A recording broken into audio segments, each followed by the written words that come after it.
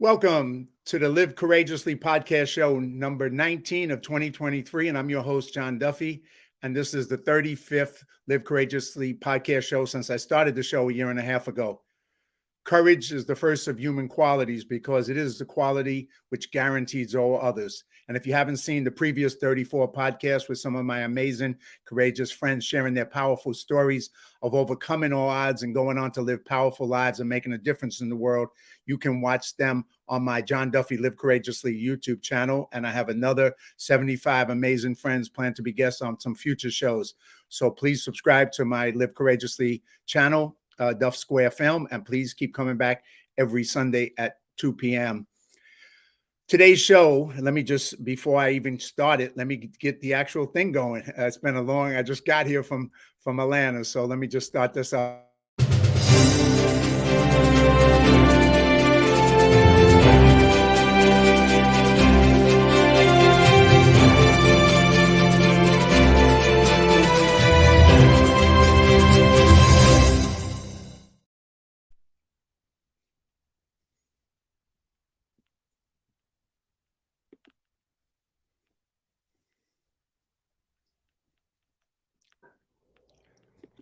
All right. And today's show, it's Memorial Day weekend. And I just wanted to just share that for those who may or may not know, there's 3 military holidays: Veterans Day on November 11th.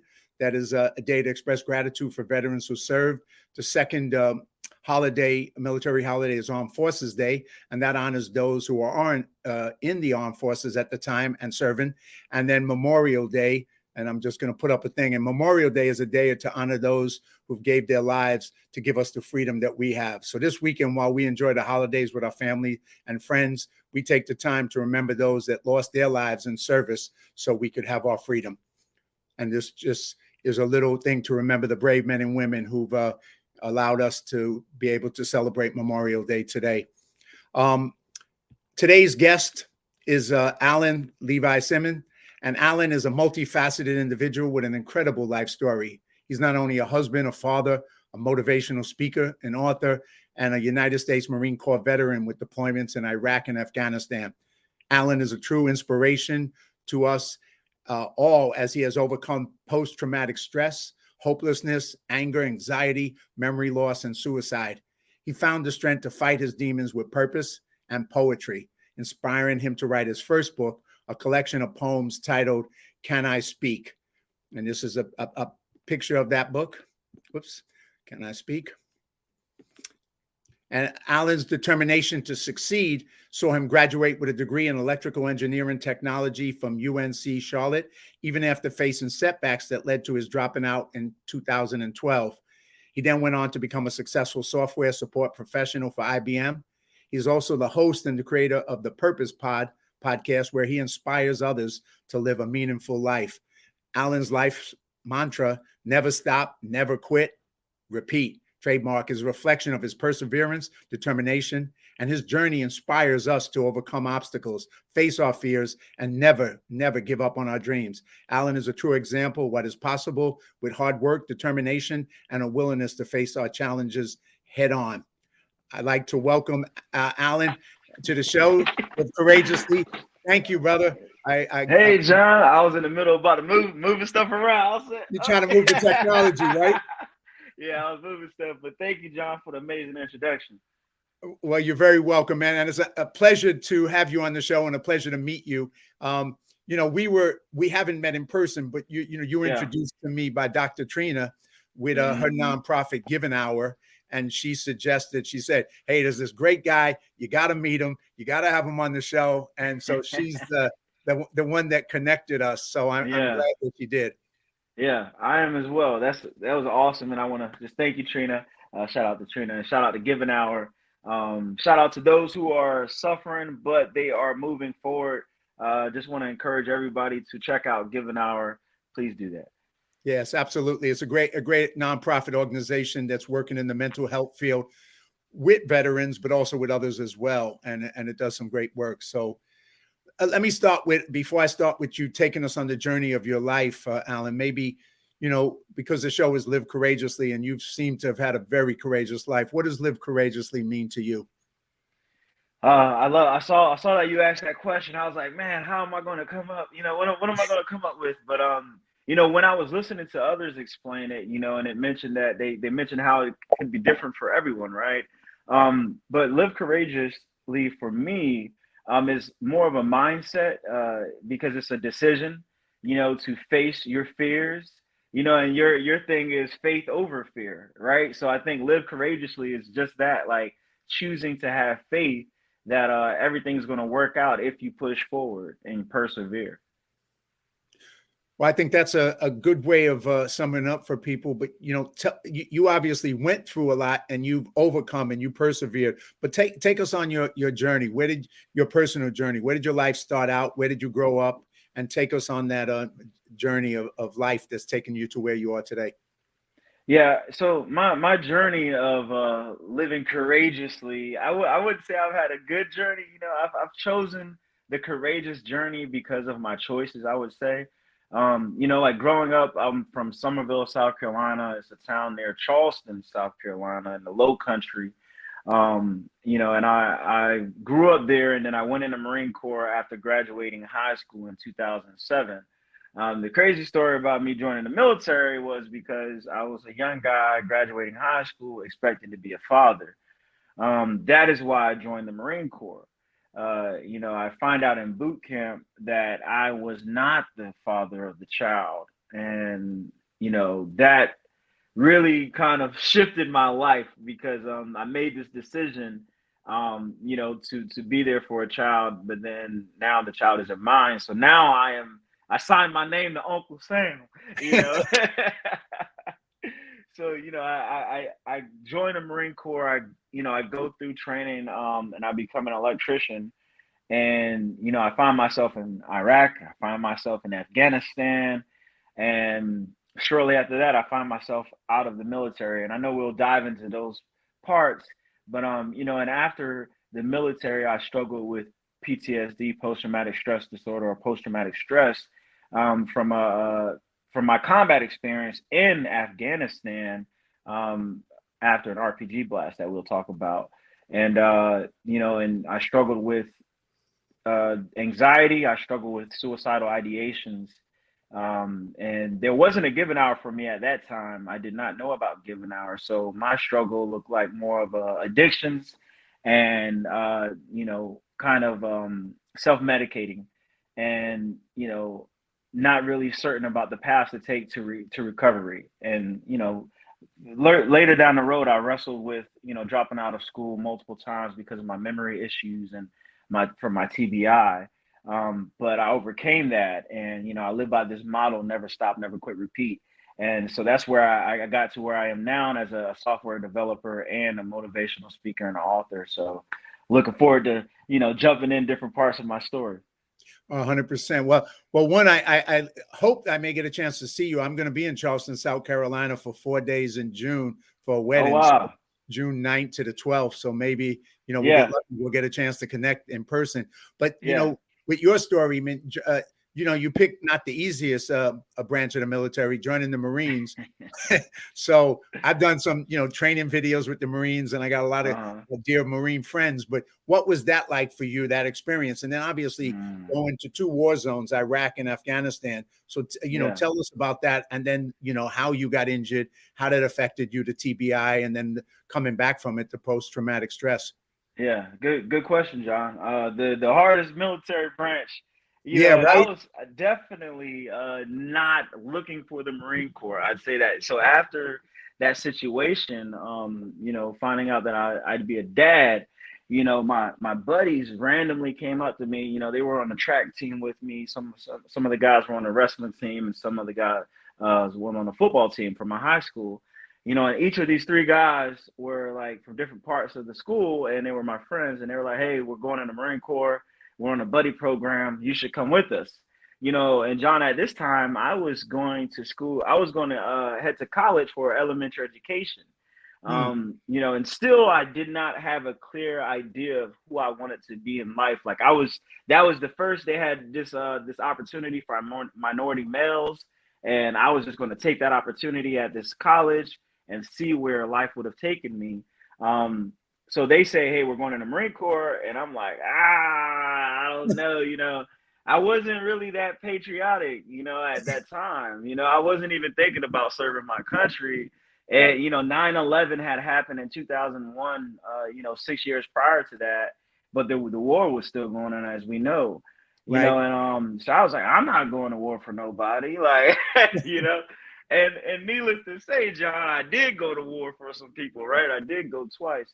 But yeah, so it ended up being the Marine Corps that I went to, but I stand on this side of the yellow footprints because when you go to Parris Island, South Carolina, they had, you Google the Marines and you may see like these yellow footprints that we had to stand on, when the bus pulled into the depot. Man, I'm talking about it's like early in the morning, still dark outside, and your bus pulls into Parris Island. You got you and a bunch of other people that are about to have their lives changed, and this anticipation I felt, like coming onto the depot. I was never in ROTC, didn't really understand what military was going to be like, so it's quiet, and these drill instructors get on. They start barking orders. All right, get off right now. We're going to go speed and intensity, everybody, right? And they start yelling, and they got this voice. That's why I made that voice. They had this frog. We call it a frog voice because they yell so much that their voice is, when you lost your voice. But they're yelling at you, and you're moving. It's all about speed from the time they get on that bus to the time you leave Parris Island, South Carolina, after 3 months. It's speed and intensity, right? So everything you're doing, you're moving. And I remember finding out in boot camp that, I wasn't the dad. And I was so hurt because, I'm in training, going through hell.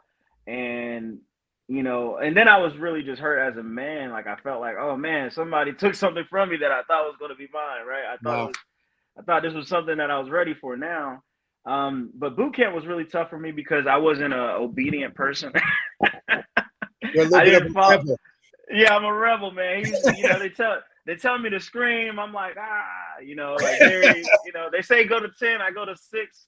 I only, but they broke me in the Marine Corps and boot camp. You get broken. They take your identity and like, it doesn't matter how much you buck back at the system. It is created and designed to break you as an individual.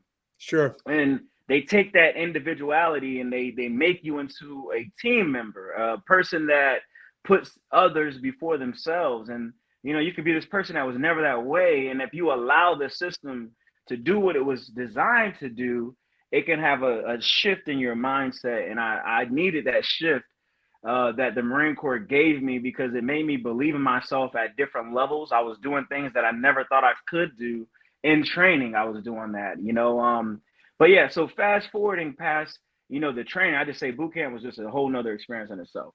Well, I got to see, not like you, I wasn't in the Marines. I filmed, when they came and they got on the yellow footsteps, and we did it in Camp Pendleton. So I'm watching it on the side, behind with the camera crew, and we're filming it.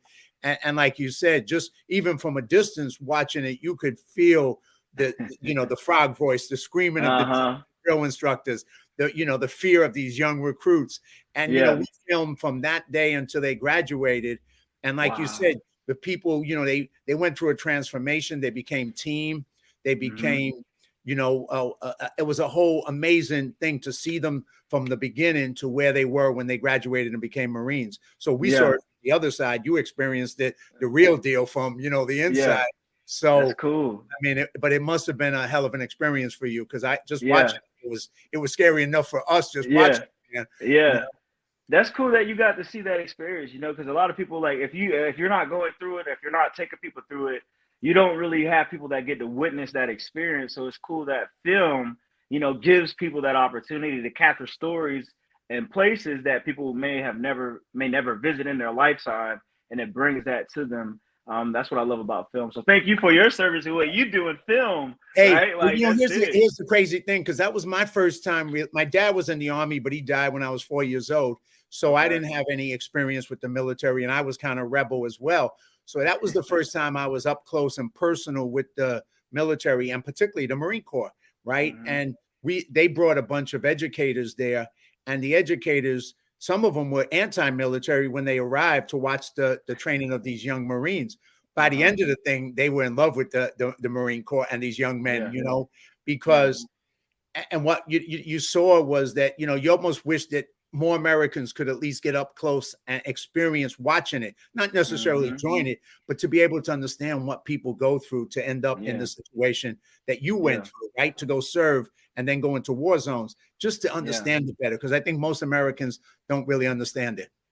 Yeah. And, you know, John, like the fact that most Americans don't understand it, you know, when we say things like, thank you for your service and stuff, it has to come from a place of like, you know, I think before we ever say thank you for your service, I think it has to be a reflection of, do I understand what that service is? I went to DC and Washington, DC, you know, for a panel discussion around veterans suicide care outside of the VA healthcare.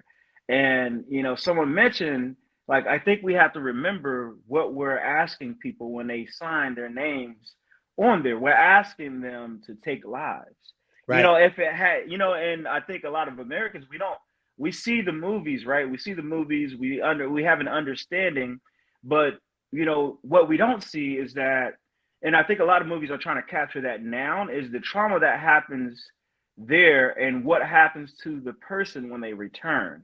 You know, there's a lot of like movies nowadays that's addressing the soldier, let's just say, that returns from their duty, you know, and that soldier, that person, they're battling in the mind, they're battling a war that they left the war zone, but now that war is now in the homeland, right?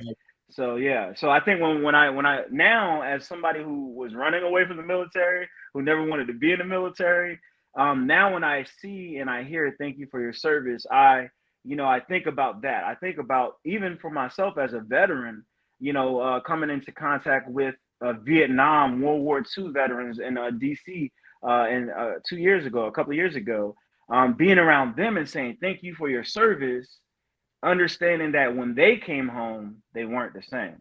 Right. Yeah. And well, let's go with that, because, you know, you started to lay out, you know, you ended up in Iraq and Afghanistan, and it had a pretty traumatic effect on you as well as and so tell us a little bit about that. What in that world created that in you? When you came back, you had to deal with post-traumatic stress and mental challenges and suicide and all those things. So take us through that journey that you went through. Yeah, so my first duty station, I was in Okinawa, and you know, I had just became a corporal, E4 in the Marines, and you know, when you're in the Marine Corps, that rank holds a lot of weight. It's something that you really, it's the first rank that you really, like, you know, after Lance Corporal, you know, you get some delegation, you could kind of lead, you can start leading Marines. Corporal is when you kind of get that manager title, in a sense, like, you know, they will trust you to take these Marines into battle rank, right? You're the leader, the squad leader. So I was offered an opportunity to join a meritorious board where I would compete against these other Marines for the rank of E4. And I did not believe in myself. When we talk about live courageously, and I'm leading my way into the war zone because this is how I got there. But but living courageously, John, like, I think about Okinawa, Japan, and how it was fear over faith at that time for me. And, you know, I did not believe in myself in that capacity to be able to go up against these hard chargers, these Marines who are running every day and doing their best in the education settings. And like, these are the Marines that are at their top. I didn't see myself there, even though my leadership did. And the craziest thing happened is that I win the meritorious board. I beat these other Marines who are going up for that rank, right? And I start to understand something. I'm like, wow, I am that person that I don't see in the mirror, right? Wow. You know, so at that point, right when I got promoted, it was a conversation between myself and another Marine who had also they placed them on the board as well, and they were like, okay, we got two guys that's going to win. It was me and my buddy from my platoon, and they were like, hey, we need a corporal to go to Iraq, right? They said, be careful for what you ask for. As soon as I get promoted, a quota came open for a Marine corporal to go to Iraq as an individual augment to serve the joint forces. And this is the joint services were with, the Italians, you had the other guys, the Ugandan guards, and you're in it with the Army, the Air Force, Marines, and Navy. So it's all of these forces that are together. I had no idea about all of this. This was only in the movies, when they're at the big command center and they got the big TV and they're all talking about, oh yeah, we got this event here, right? I hadn't seen that before, so I'll go. This is my first my other volunteer of joining. I did say I'll go when it came to Iraq. I said I would go, and I feel very proud and honored about that because my buddy had just got married, and I was like, you know what? I'm single. At that time, I was single, no kids. I was like, I'll go, right? Because I understood the capacity of what that meant, right? Like it doesn't mean like when you hear you're going overseas, most of the time, I'll say 90% of the time, you're thinking I probably might not come back.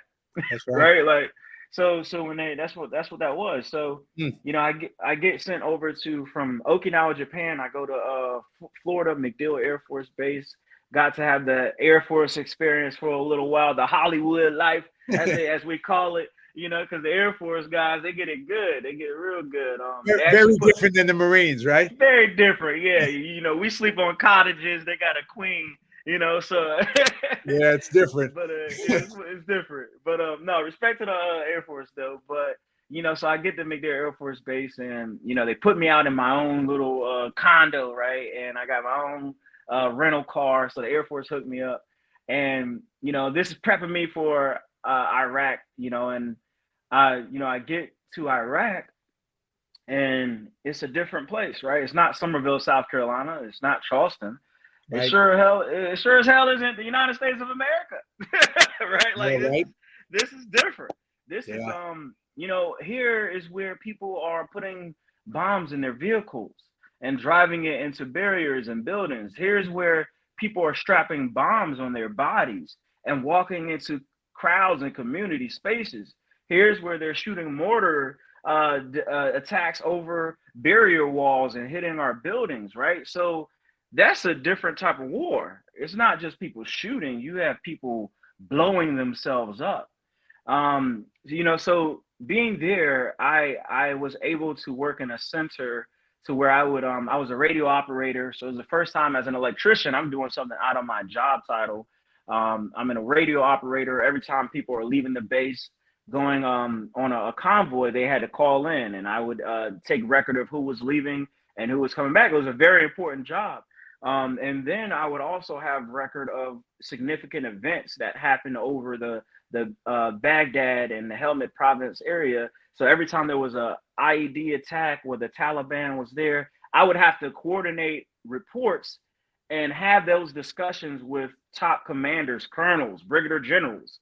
And it was so amazing. Like that part of my life, I feel like I wish that people knew about that. Like, people just hear I served and I went to Afghanistan and Iraq, but they don't get to see like what I got to do there. It was so cool, to be in that space, in that element, and then, so in Iraq, there was the war, the trauma was kind of on the outside. It was happening on the outside, it didn't happen to me firsthand. It was the building, the dust being shaken by a bomb, or like, going out in town on a convoy after somebody, did a suicide bomb, and the locals are holding their loved ones in the road and crying. I got to see that with my eyes.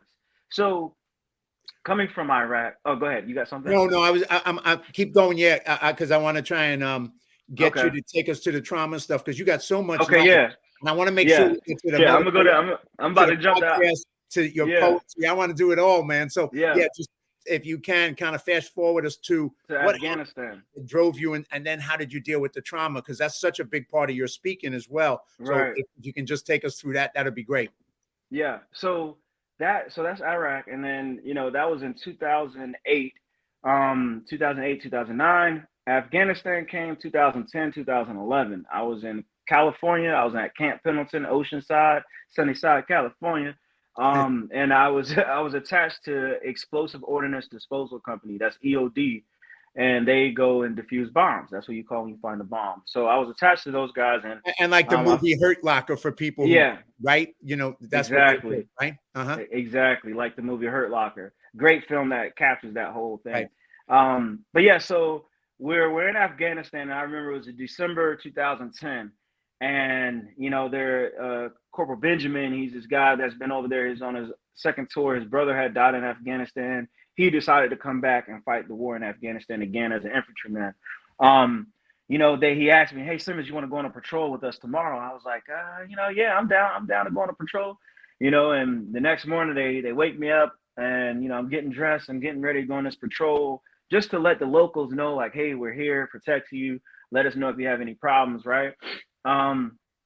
So we get out there, and they're going over the formation, and the formation is a V formation, like a letter V. And they tell me, Simmons, you're going to be on the top part of this formation right here. So I'm the lead guy on the right side. I was like, you're going to put the black guy up front?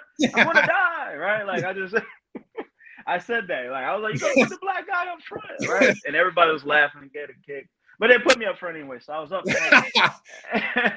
And we get out there, we get outside the wire, and we get to this house, and this guy, he's hopping up, looking like he's on the phone. And I was like, hey, there's a guy back there. He looks like he's paging in someone. It's like, Simmons, calm down. It's your first patrol. It's okay.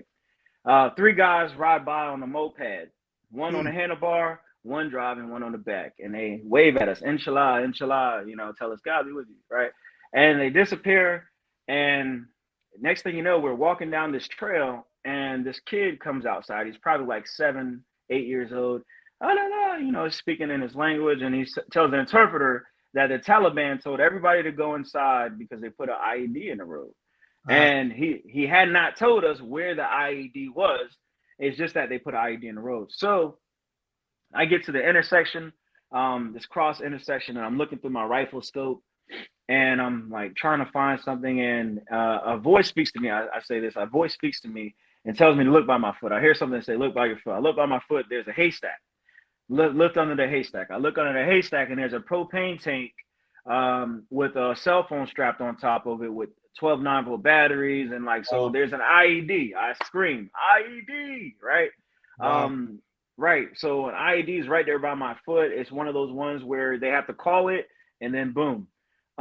So we fortunately had the radio jammer that was on the pack of my sergeant, who was in the patrol. And he came and he placed the pack by the bomb, and we separated from the bomb into the 360 around the bomb.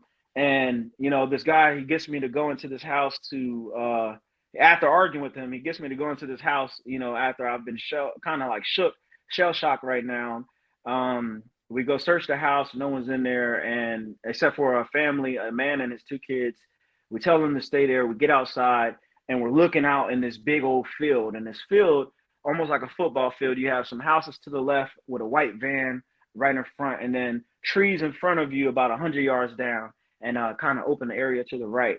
And this man is running, and I'm watching him with my scope, and he's running. He has a bulletproof vest on, and so I'm thinking, okay, Taliban. My boy, he calls it in, command, possible Taliban, can we engage? They said, does he have a weapon? I'm looking, I'm like, I don't know. He has a trigger device in his hand. Can we engage? They say, if he doesn't have a weapon, rules of engagement, don't engage, right? So can't shoot any locals or anything like that, so you don't engage. So he disappears, and once he disappears, there's gunshots, like coming from in front of us, and bullets are just skis. Bullets are hitting the earth, and I can see the dirt popping up in front of me. And you know, fast forward, we're exchanging fire, and we have to turn back and get with the rest of our platoon. I turn around, I'm zigzagging, drop it to the ground, turn around, zigzagging, get to the ground, and I get up again, and I'm running, and all I know is a boom, like a flash, big old blast happens about like a couple of feet, 8 feet or so in front of me, and pushes me back in the air and against the ground. And, you know, I hear my ears ringing, my heartbeat slowing down and everything. And, you know, that's when the RPG blast happens, and I my life flashes before my eyes for the second time in that day, or the third time after the bullets. That was the thing. And coming from that is where I had the narcoleptic. I was narcoleptic, falling asleep while talking to people while I was in Afghanistan, forgetting my rifle, forgetting my cover, so having little memory slips. And then fast forwarding from 2010 in Afghanistan to the moment where now in 2012, 2013, I'm battling with suicidal ideations, because I'm always searching my home. I feel like somebody's after me. I feel like that war sensation is happening while I'm in the shower, trying to peacefully take a shower. I got to look behind the curtains and stuff, and I get to the point at one night where the pills are just not hitting right, and life is kind of punching me in the face. And, I take my gun and I have my pills, and I'm sitting there and I'm just like, well, I have to do one of these because I'm done. I don't have any more fight in me. Like, I don't know who I am. I don't know why it's all this chaos happening inside of my brain. And I put the barrel of the gun in my mouth, and I'm about to pull the trigger, and I'm crying, John. I'm weeping. I'm crying. Like, nobody knows the tears that I shared that night. It was tough because nobody was there to save me, John. And that's when it really hit. Like, this is going to happen. Nobody's going to stop me. So that it was like a lot of things breaking me all at that one moment. But I hear this voice come back to me. The voice from Afghanistan said, "Who are you to take your life when I brought you from the land of your enemy?" And that voice made me cry. Like, I fell on the floor and I cried, put the gun beside me, and I'm just crying. Like, God spoke to me. Wow. God spoke to me, and I heard it. And he told me, "Who are you to take your life when I brought you from the land of your enemy?" Woke up the next morning on the floor, and I take that gun to the pawn shop, and I go through this battle with PTSD, and PTSD and fighting by my faith, literally, wow. So yeah, I'll pause right there. Wow. Well, I mean, yeah, that, it's like, what do you say to that, man? I mean, it's just that you heard that voice, that you heard the voice the first time, and then you heard it a second time. Right. And that it saved your life, because it saved my life. If you didn't hear that voice, we wouldn't be having this conversation. Exactly. And for people who've never experienced it, and that takes you further, because you go on to deal with all this, and then to begin to become somebody who inspires others to deal with the mental health issues that they're facing, whether veteran or not. So, right. You've been given a purpose, another purpose in life, a bigger purpose. Once again, by surviving that experience, you have a purpose to touch others and change other people's lives. So, yeah, I mean, when you just said that, obviously all the hairs went up, and I just started. I mean, if you ain't been there, you have no idea what that's like, man. Exactly. And John, if you haven't been there, you have no idea what it's like, and that's a real statement, because when I first encountered this suicidal ideation, it was because of another Marine in Japan who had just tried to hang himself in the barracks room because he was getting put out the Marine Corps. He's getting kicked out, and we found him. We had to break down his door, get in his room, and we see him on the ground with the noose around his neck. Like kind of halfway in, halfway out, and we were able to bring him back, and I'm sitting in the mental health facility, and this is my junior Marine now. He's been in longer than me, but he's my junior because he's had this alcohol issue, and they took his rank. And so I sat there with the mindset of someone who did not know what that was like.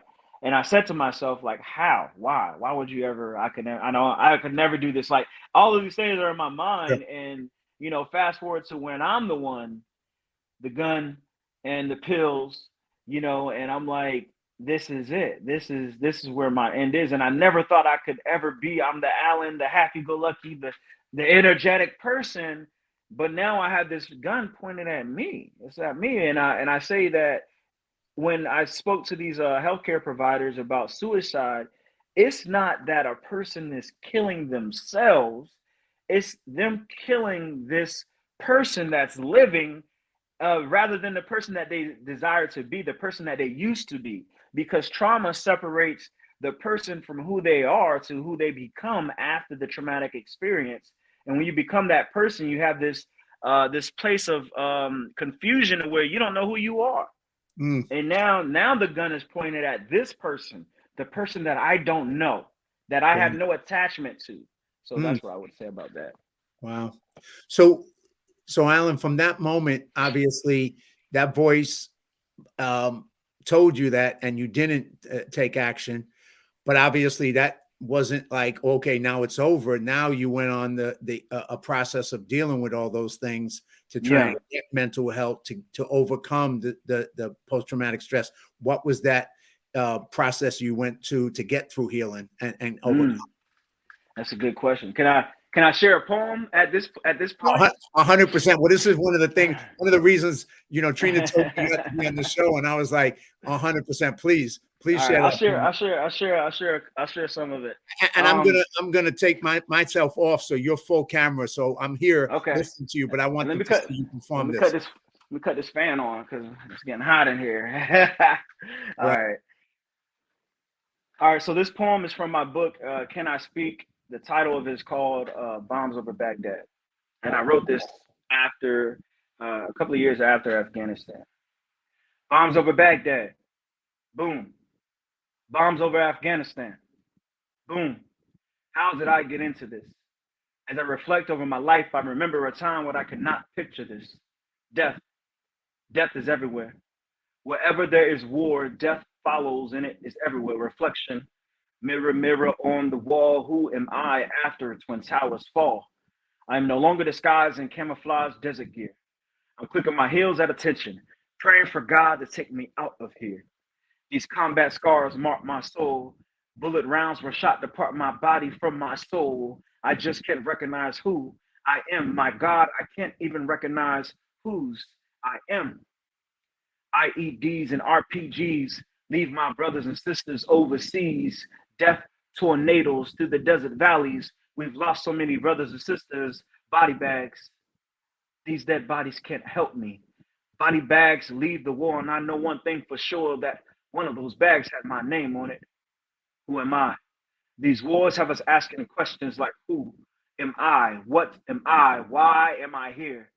I stand here mesmerized that my body didn't comply when the RPG landed a few feet next to me.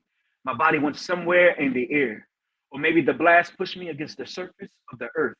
I'm not sure. I'm not sure how I got to this place where my ears are ringing like a smoke detector. My heart beats singing loudly, slowly fading into a whisper. I'm trying to paint this picture. I want you to see this as if you were standing next to me. Isn't it amazing by God's amazing grace that you all can stand next to us? Can you see the sweat from my fears?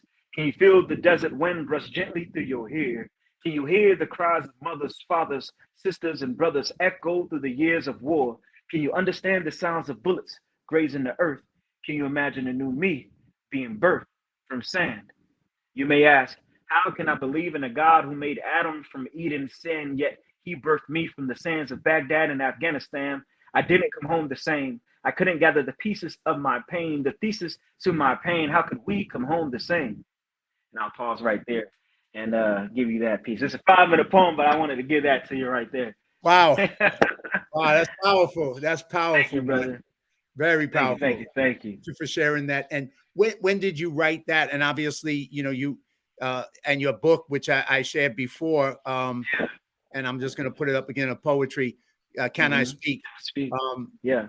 When did you write that? When did you get into writing poetry, and why? And obviously, that poem is powerful just for a listener, not alone for the person like yourself who actually lived it.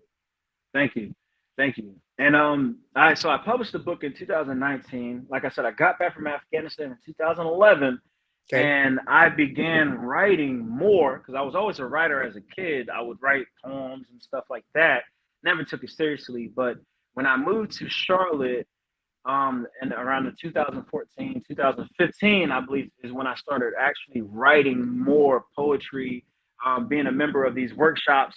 And so, like, at that point in time is when I would join these workshops, and they would be writing about your deepest fears or different topics. And somehow, some way, this creativity started flowing. And I was like, you know what? I want to write something that can really touch veterans. It could touch the listeners. It could touch me when I do it. And it just came out like that 5-minute poem came out the way it did. And I was like, wow. And the next challenge was to memorize it. And my wife helped me out a lot with that because, like I said, I was suffering with memory loss and I was just struggling to remember things. And I would perform and practice that poem. And now when I stand on this other side, it just gives me so much life to hear it over again because it's a testimony about everything from being in to 9/11 to being a Marine in the desert to feeling the desert to feeling the wind to feeling the gun in my mouth, right? So it was a journey of writing that, but it all happened around 2015, 2016. And people can get Can I Speak, your book of poetry on Amazon. So if anybody wants to just go to Amazon and get the book, and you'll be able to, see this, read some of this amazing poetry. So I recommend to definitely go do that, man. What's next? I mean, well, it's kind of hard because I want to go back. I want to go back.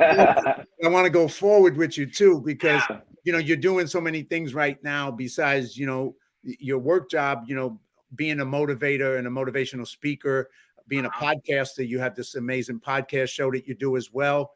So share some of that, and we have time. We'll kind of go back again, but I want to make sure that we talk about some of how you're showing up right now in the world and what you're doing. So people get a flavor for that too. Yeah, thank you. So right now I work at IBM full time. Actually, for those who are listening, you get a special announcement. I'm actually changing my role June 26th. I'll be IBM technical sales. I'll be leaving the software support side. I've been working here since I graduated from college in 2021. So I'll be over in technical sales.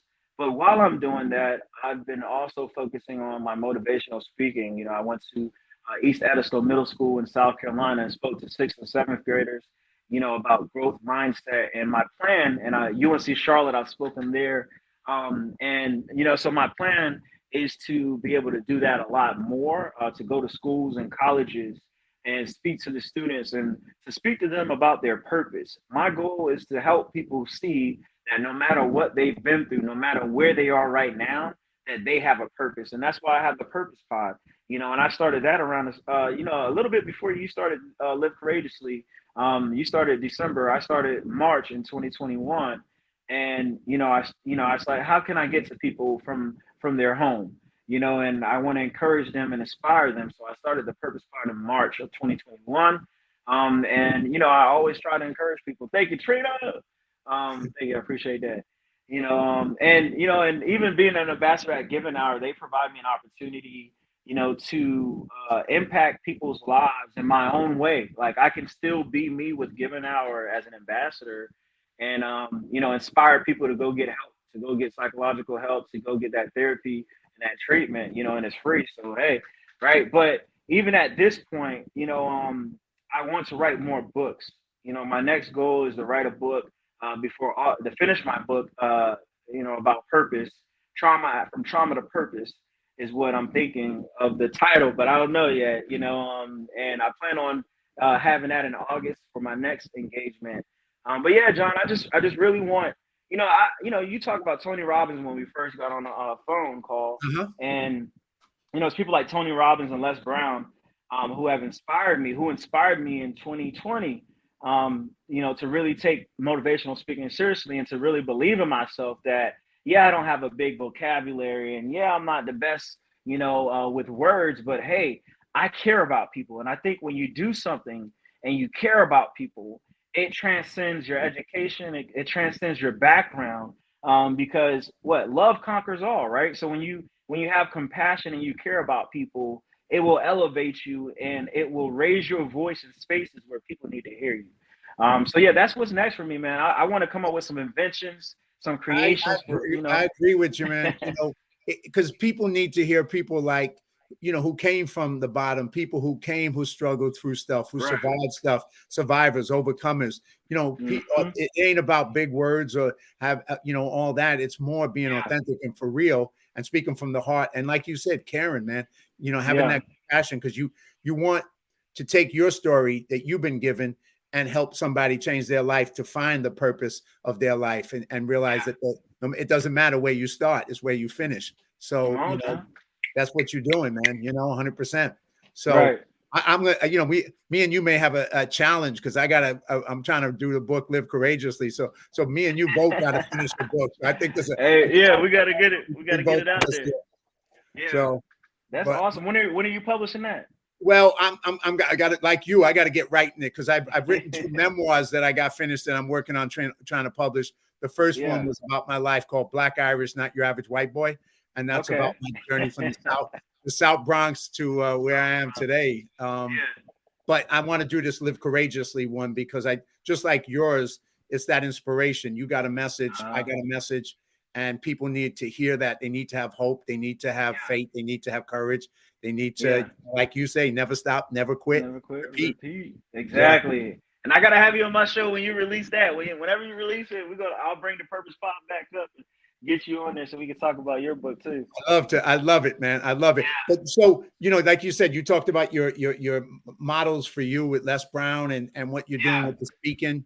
So I can only encourage, that do it, man. That the more you can move forward with the book and the speaking, the more lives you'll touch, and you've had an amazing life that people need to hear, because it'll inspire. It'll inspire. Thank you, John. And this never stop, never quit, repeat. It came to me when I was at UNC Charlotte in my junior year, and I was on. I had been on academic probation when I started back in college, 2.0 GPA, struggling, because of my memory, and also being in a classroom setting as a war veteran is just a little different, and a lot of people who haven't even been in war struggle in a classroom. But I was on academic probation, about to fail at life, John. And I had a reality check. I was like, if I start another thing, and I wonder what if 10 years from now, what if I would have went to college? What if I would have finished my degree? What if I would have moved here, right? That was haunting me, John. I never, ever, and I just told my wife, I said, I've been living this way with this mindset now, since 2000, pretty much since I rose from that ground after putting a gun in my mouth. I haven't, I dropped out of college maybe 1 or 2 times, but since 2016, John, I can say I have whatever I have started, I have never quit doing it. Like motivational speaking, I said, how do I build a platform? I started a brunch with Ties and Heels in Charlotte, North Carolina, to where I invited people to my space to eat with me and to hear me speak about purpose. And, I said, that's how I built my platform. And, I got people together and I got synergy, right? But never stop, never quit, repeat came to me on the campus when I was like, I could drop out or I can move forward. And literally, it was like, never stop, never quit, repeat. And I was like, I got to put that on a shirt. Thank you. Hey, look, there you go right there. Oh, there it is. Never stop, never quit, repeat. I had to put it on a shirt, John, because I said, I have to, if I can keep this mantra as my mentality for the rest of my life, whatever I desire to do, I will do it. So I challenge you all to come up with your own mantra and to challenge yourself to live courageously, to have faith over fear, and to never stop, never quit, repeat. And the thing is, it's kind of funny how life is. But like once you make that decision, like I mentioned to you, when I made that decision, it was Tony Robbins who influenced me. Once I made that decision, my life was never the same again. And I just kept doing whatever it took, right? Because I realized that life could be a lot bigger than what it was for me at that time. Because a lot of times we limit ourselves, we grow up in poverty or we grow up in a situation where there's obstacles and we think we can't do this, we can't be that. But in reality, we can. And once you believe it, then you start doing it. And little by little, you get to the place you want to be at. So, I mean, that's what you did. I think, going through all this, you started, like you said, the motivational speaking, the podcasting, and now you're influencing people. And that's why that's why we're here, you know, to have a bigger purpose in life, isn't it?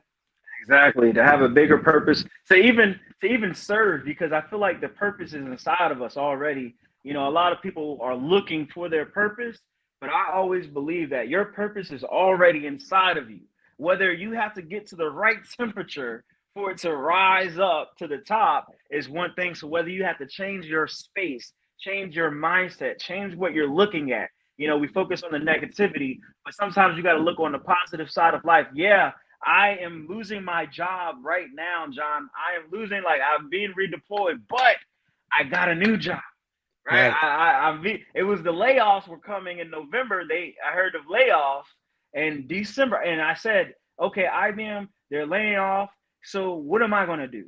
I said, I'm not going to worry. I'm not going to stress. I'm going to apply for a job and I'm going to get it inside of IBM. And I did it. So, like, it may not work out when you want it. Thank you. It may not work out when you want it, and things may not be going the way you expect them to go. But I challenge all of you to please persist through life's challenges and to always believe in yourself and to always believe that you will give yourself 100%.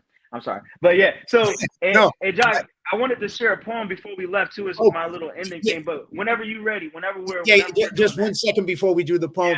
Yeah. You know, just one of the things you're doing, like you said, is serve, and important to be of service. And you know what you did with Give an Hour. You know, right now we're dealing with a time where probably mental health issues are growing, expanding even more than they used to. There's a lot of people suffering. There's a lot of people dealing with mental health issues of all kinds right now. So, you know, to have a message that you have is to tell people to find a way. And like you said, give an hour, they can get free service without it costing them anything. But now more than ever, people need hope and need to deal with some of the mental issues that are growing. So you know that, you know, because you're a spokesperson for that. So let's pivot, because I want to get your poem, because that's what one of the things that's special about you, man. So I'm gonna put myself on mute. I'm gonna go quiet and put you on so that we can stay focused as you do this poem for us. All right. I appreciate it, John. Y'all make sure y'all like, share, and subscribe. Like, share, and subscribe to Live Courageously with John Duffy. He's an amazing, amazing man. So make sure you please like, share, subscribe, tell somebody about this podcast show, and let them know to subscribe. So thank you, John, for this platform. All right. This one is called Unbreakable. Don't let failure imprison your mind, bring scoliosis to your spine, and leave you bent. You were born to be great, set aside to be great. Your every breath is more precious than diamonds and pearls. Step out from this world and take a leap into your destiny. Look into the mirror and see what others cannot. You are royalty. Your loyalty should be shown by how much you have grown. Seeds of failure and success have both been sown, but please don't step down from your throne. Keep marching, keep moving. You are almost home. Did anyone hear your story and said it had no meaning? Did anyone hear your dreams and told you to stop dreaming? If so, let them go. Let them watch God take you from the valley into your promised land. Take my hand as I remove you from this quicksand. Fly with me. Gather your feathers, lift up your head, and aim to the stars with me. Stretch and reach the heights with me. Unbreakable people will be tested by pressures that measure their durability. Do you believe in your ability? Do you believe in God's ability? You are unbreakable. Thank you, John. Thank you, man. Thank you. That's powerful. Once again, thank you. Thank you for sharing it, because, you know, even more important than just conversation and what we're sharing, I think poetry touches us on a deeper level. And I think your poetry definitely does, man. So thank you. Thank you for that. Thank you. So let me, as we have a few more minutes left, I just want to kind of say, how do people contact you? I'm going to put up a little bit. Maybe this is some of your contact information right here. That's your website. That's where they can book you as a speaker. That's where your podcast is. That's where your LinkedIn page is. They can also go on Amazon and purchase your poetry book. So that's places where people can reach out to you, connect with you, involve you, and get you as a speaker. So besides that, you know, what else? You know, there's another thing that you always say that comes from one of your things, and that's you know, I believe in you. And I think that's a powerful message. You know, I believe in you. So once again, as we close out, what message would you like to leave people with? What would you like to say to them? And just, give us some closing thoughts from you. Thank you, John. And I would just love to tell people that, I do believe in you. And I feel that each person that is living today has the spirit of perseverance within them, whether they're struggling to wake up in the morning, whether they're struggling to take another step forward, or to walk into their office, or to walk back into their house at home. You are you have the spirit of perseverance, and you are resilient. So my challenge, I want to challenge people, because we like challenges. We like the TikTok challenge, we like the Instagram challenge, right? So my challenge for you all is to come up with your life's mantra. Come up. If it's live courageously, if it's never stop, never quit, repeat, if it's faith over fear, you can take ours, you can do whatever you want. But I challenge you to come up with your life's mantra and to utilize that tool and that weapon to slay down fear, to slay down anxiety, and to conquer the demons that are trying to bring you down in this life. And I hope and pray that you all continue to push forward with purpose and on purpose. Never stop, never quit, repeat. Right on, man. Right on. A great message. A great way to end. And I look forward to seeing your next book. I look forward to being on your podcast show. Yeah. And maybe even speaking together on a platform together, the both of us at some point in the future. I'd love to have that reality. So, sometimes they say, speak it into reality, Yeah, Trina, make it happen. Giving our brings John Duffy and Allen. Levi Simmons to the stage. Right on. I think that she's been challenged. She's been challenged. That would be fantastic, man. Anyway, any last things besides that? Like, once again, I say get the book. You can get it at Amazon. Get a copy of Can I Speak? Definitely check it out. Check out Allen's sites right here, and you can always watch it in replay and reach out to him if you want him to speak or you want to bring him to your group. So those are just some things I would just recommend. And hold on, I think I got a feeling that Trina's all right. I knew she was going to say something. Thank you. That's right. Think on it, Trina. All right. You're already thinking on it. That's right. So that's so cool. And Trina was on my show, obviously, a while back, too. And she's fantastic and just such an inspiration. So, and y'all met at Unmasking Hope, right? The film. Yes, in LA. That's where I met her. And and that made the connection, and that made the connection to you. And then, that's how life works. We just get connected to great people who are inspiring others. So I'm honored and thankful that I got connected to you. And, and you're willing to take the time and share all this with the audience of Live Courageously. Thank you, John. And you keep doing what you're doing, brother. Thank you. And you keep doing what you're doing, man. And for everybody, once again, you get a chance to watch this in later. It's a powerful story. Not a lot of us have been that in such a dark place, but it just shows you that no matter how dark life can turn sometimes, that there's another way, there's hope, there's a chance. And I think Allen's life typifies that. He went from that darkest place you could ever possibly be, and he's turned it around, and now he's somebody who's inspiring others to their greatness. So thank you, brother. Thank you so much for being part of it. Thank you, sir. All right. You have a great day, man. All right. You too.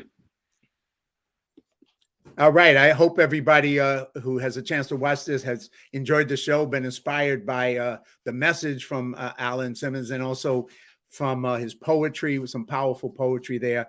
Please check out his book on Amazon. Please check out his contact information and reach out to him if you need a powerful, amazing speaker. Please subscribe to Live Courageously and help me spread the message of living courageously. And join us every Sunday at 2 p.m. so that you can check out all the other shows coming up. Here's my contact information that you can reach me on email, YouTube channel, Facebook, Instagram. And then, as they say, here's